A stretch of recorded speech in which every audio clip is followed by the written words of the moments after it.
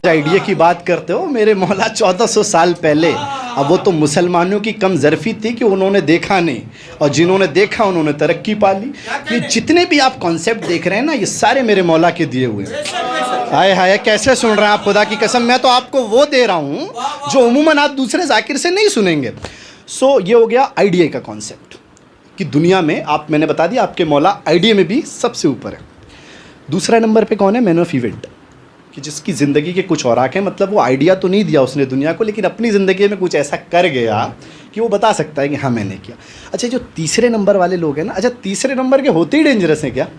सो जो तीसरे नंबर के लोग हैं जिन्हें, जो पर्सनल टॉक करते हैं, इसने क्या खाया है, इसने, इसके यहाँ क्या बना है, ये क्या करेगा, इसने कपड़े कहाँ से ख़रीदे हैं, अच्छा इसके कपड़े कितने के आए, अच्छा फ़लाना की शादी में इतना खर्च क्यों हुआ था।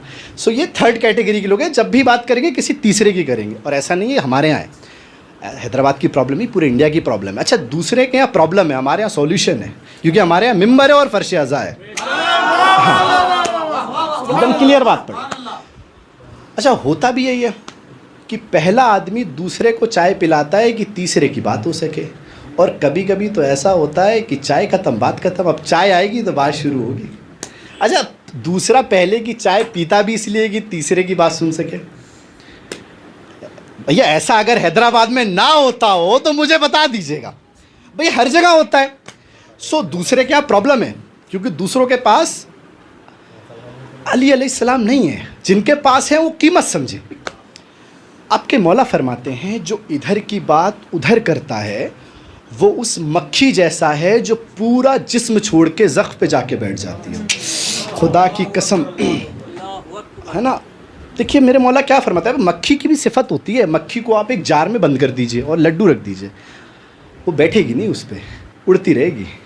मेरे मौला फरमाते हैं बनना है तो शहद की मक्खी बनो, जो इंपोर्ट भी पाक करती है और एक्सपोर्ट भी पाक करती है। हाय हाय हाय। अब देखिए शहद की मक्खी की बात आ गई है, अब नौजवान बैठे हैं तो मैं थोड़ा डीप चला जाता हूँ। मौला ने शहद की मक्खी का एग्जाम्पल क्यों दिया? देखिए शहद की मक्खी की सिफत में से एक सिफत ये है कि भाई शहद जन्नत की ग़िज़ाओं में से एक ग़िज़ा है, और हर चीज़ में इंसान क्लेम कर सकता है कि शुगर है, शहद में नहीं कर सकता, बिकॉज़ ये अम्बिया की ग़िज़ाओं में से एक ग़िज़ा थी, है ना। अब शहद की मक्खी का ही, अब देखिए मैं वापस से टॉपिक पे मुझे वापस आना है, लेकिन थोड़ा सा सुन लीजिए।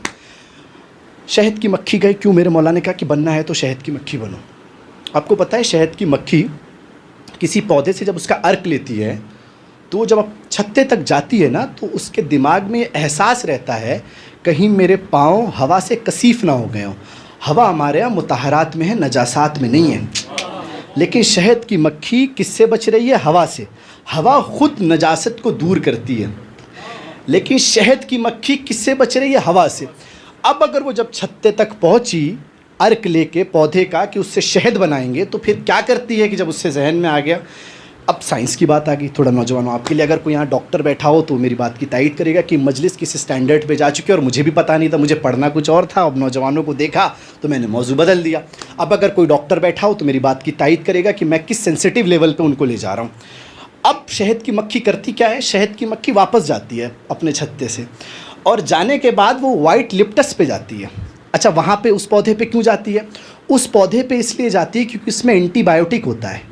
फिर वहाँ से उसका अर्क लेती है और छत्ते के अर्द गिर्द लगाती है। फिर उसके बाद छत्ते के अंदर आती है। हाय हाय हाय हाय। फिर छत्ते के अंदर आती है उसका अर्क लगाने के बाद।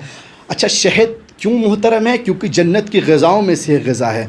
अब अगर तुम्हें एक शहद की मक्खी के एहतियात का लेवल समझ में आ जाए तो फिर एक मोमिन के एहतियात का लेवल समझना।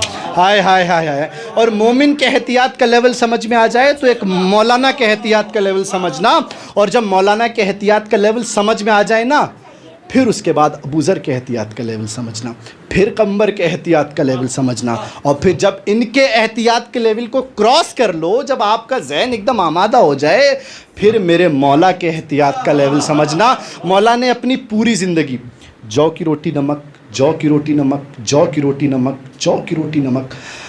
अरब में तो बहुत सारी ग़िज़ाएँ थी, मौला सिर्फ जौ की रोटी नमक क्यों खा रहे हैं? मौला बताना चाहते जब मैंने तुम्हारे लिए हलाल तर्क कर दिया तो तुम हमारे लिए हराम तर्क नहीं कर सकते। हाँ, सलवात पढ़े आप हज़रात।